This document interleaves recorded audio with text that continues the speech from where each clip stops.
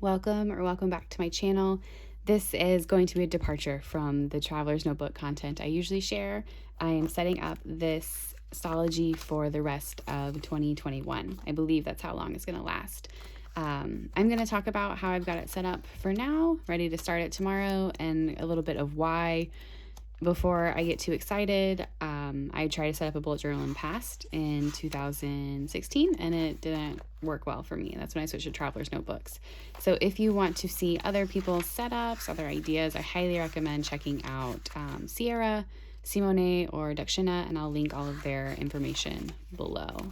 So as I said, I'll go through the initial setup that I have here, and then I'll also talk about a little bit of why I've done what I've done. So on this front cover, I just have my name, my phone number, reward if returned, in case of emergency, my husband's name, and my husband's phone number there.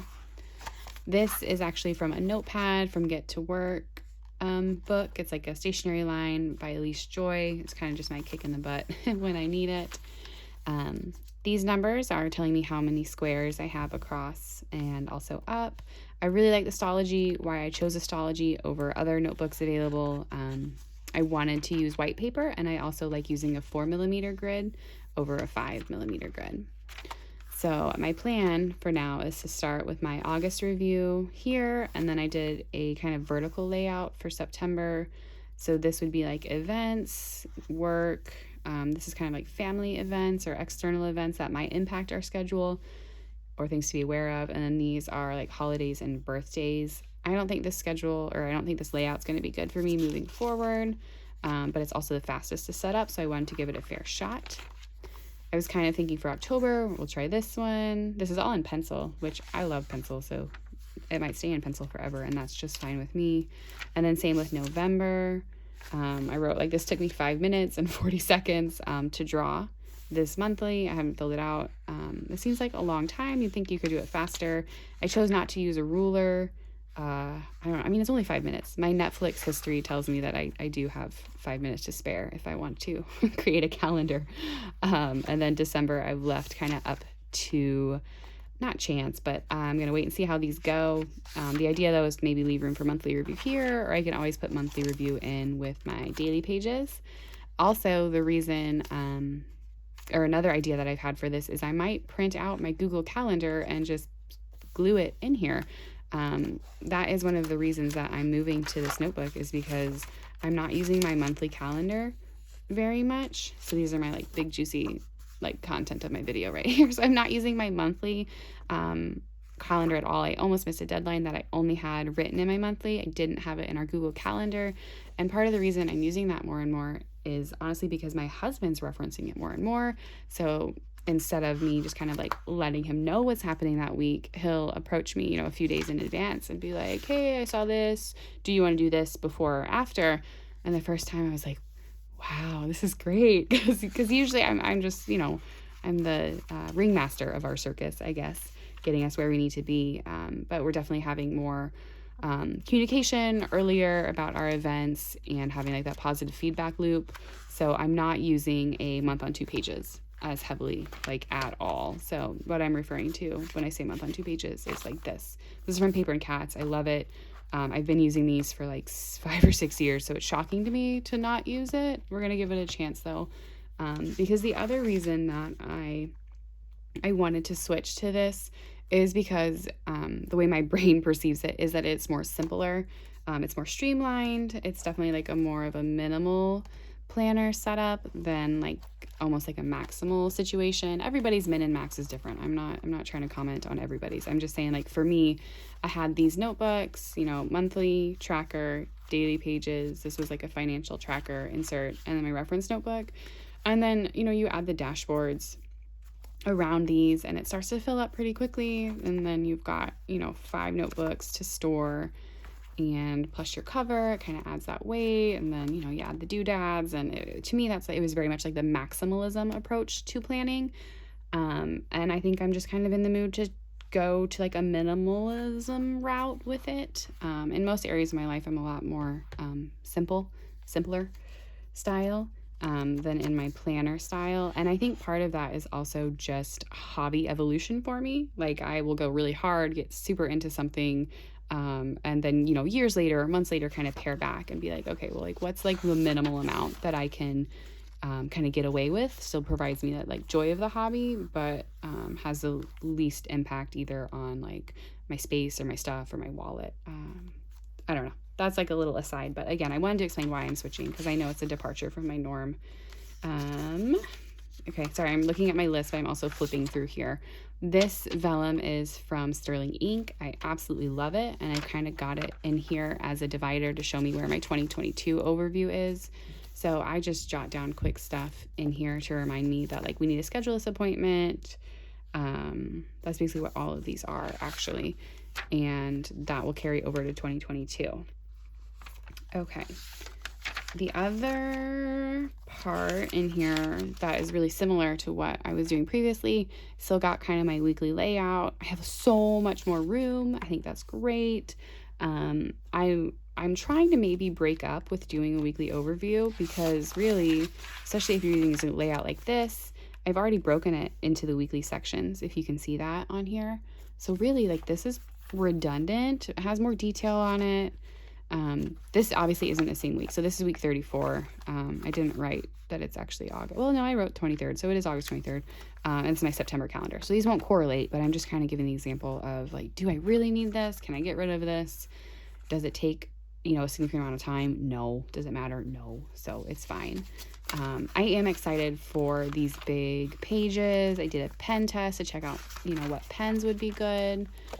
And I'll let you guys kind of peek at that, and I'll flip back and forth a little bit to show the ghosting while I talk about why I picked A5, because you can also, you know, of course, there's millions of notebooks out there, but Stalogy also makes a half year B6 and I believe a half year A6 in addition to the full year. So this notebook is 192 pages, which based on my experience with the 160 page Chimoy River paper notebooks from Paper Penguin Co., and using those in A6 size and standard size, I can make those last for like 3 to 4 months.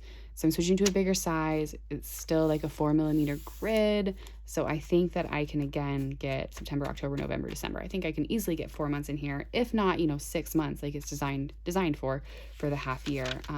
So I think that would be great, you know, to only have 2 notebooks to store every year instead of like this hodgepodge of like I was storing my monthlies together and these are all separate and then these just kind of get like tossed in the bin or used again year after year. Both systems are great, you know, pros and cons. I'm talking it out.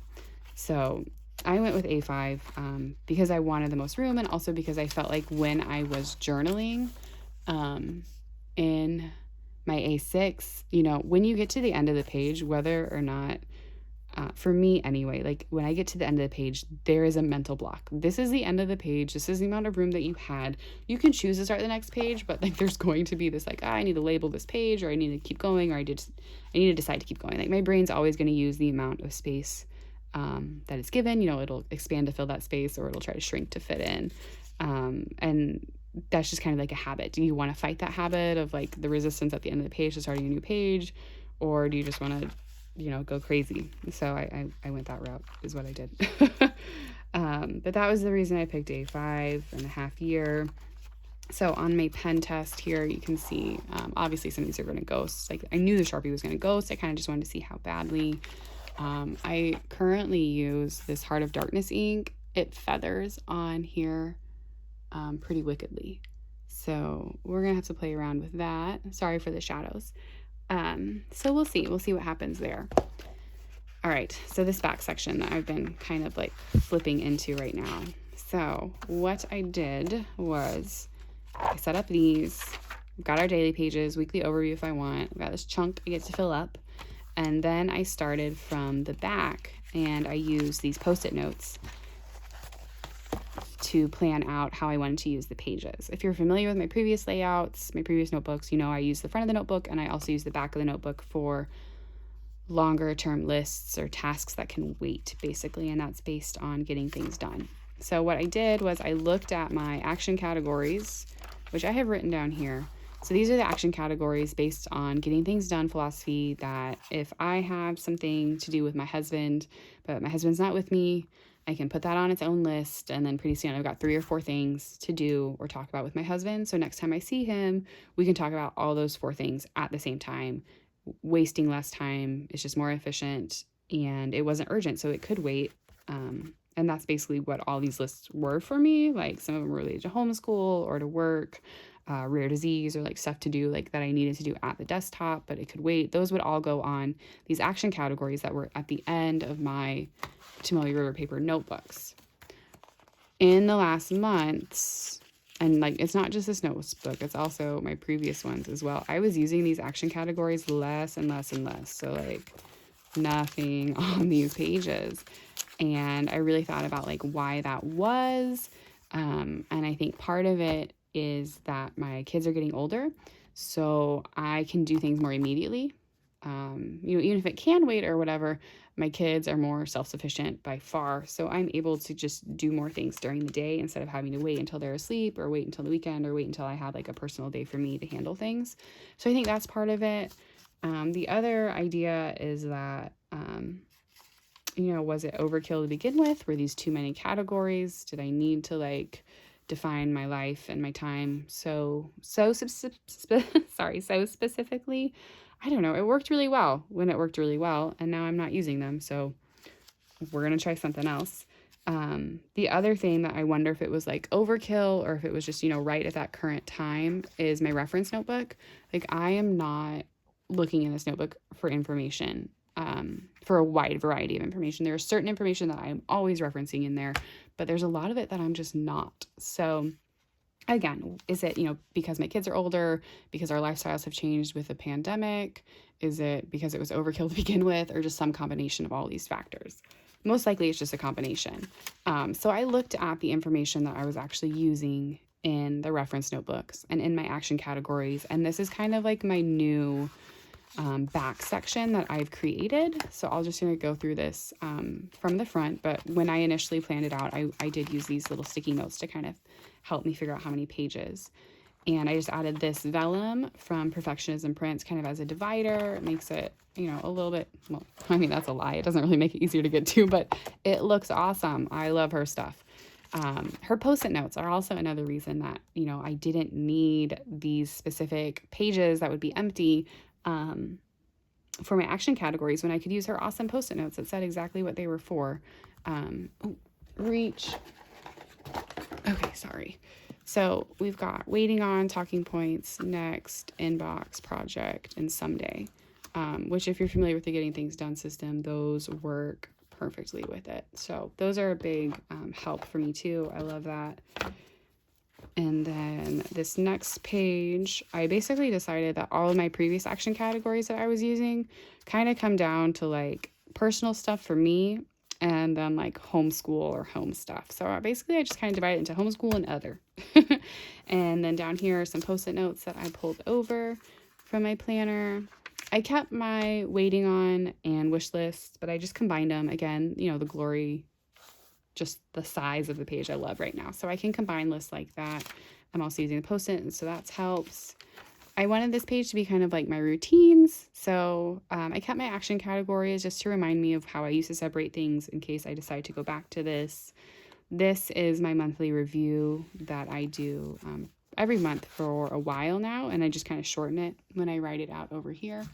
But these are the questions that are just like a conglomeration of like years reading questions that I made up. And then these are things that I might add to this routine page. I don't know. See, it's in progress, and that's fine. This next one is other information that was kind of in my reference notebook, but these were really like the main things I need. I have my Costco list. I just, every time I walk in there, I'm like, what fresh hell is this? Because it's just so overwhelming for me. So I try to avoid going, but when I go, I try to be organized. That's what we usually buy there. And I've got my favorite Play-Doh recipe. I'll go ahead and screenshot that one, guys. Trust me. Okay. And then we've got guest lists. I feel like when we do have company, it's usually something I prepare for at the last minute. So I've got my quick list here to prepare for that. I paperclip these together with 2 paper clips because that is how little I trust myself to not show you guys private information. So there's just 3 pages in here. So basically I shortened my reference notebook to 4 pages front and back. This page actually right here, I put this little X here. I don't want to write on the back of this page.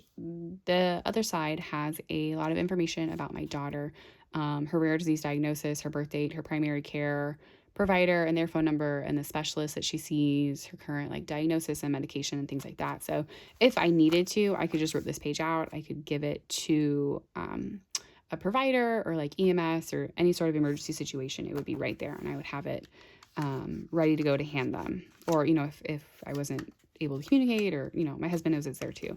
So this next page right here is actually our health kind of tracking for my family. So you can kind of see that I created like a 4 spaces grid. My husband's here. It has like his allergies and like the last time he took prednisone, steroids and stuff like that. This is mine. It has like a little bit of like my migraine history, birth history, IUD dates. And then this is like my son, when his next primary care appointment is, if he has vaccines or not, and when he's like due for the dentist. And then similar, but more information for my daughter and her scheduling as well. And on the back of that is a packing list, which I don't ever check off, but I always just like look at before we go somewhere to make sure I didn't forget anything. I always forget pajamas. So really I should just write pajamas on it. This last sheet of paper has addresses on the front. We end up sending like a lot of mail or postcards, and a lot when we're traveling too. So I love having like, there's less than 10 addresses probably on here, but I reference them all the time. So those are on there. And then I put this in here again to kind of act as a nice divider.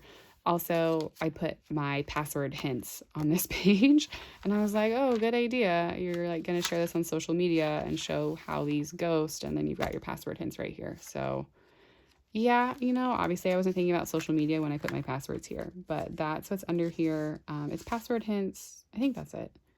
And then, no, it's password hints and emergency phone numbers. Like if my debit card or something like that were to go missing, I have the phone numbers in here to call and cancel that card. I'm at 17 minutes, so I feel like I've done an adequate job of covering this, if not more so. This like vinyl pocket is actually what are these called? They're like name tag slip in pocket sticker desk school supplies. And I have a picture of my kids. This is a Peanuts Planner Co. Health tracker for my family. I just like write major health events kind of that happened during the year, and I've got all 4 of us on one actually because we're having a great year. This is just like some ephemera. These are the medications my auntie takes. She lives with us. Long story. And this is my COVID vaccination card. I don't have a cover. I don't have a pen loop right now.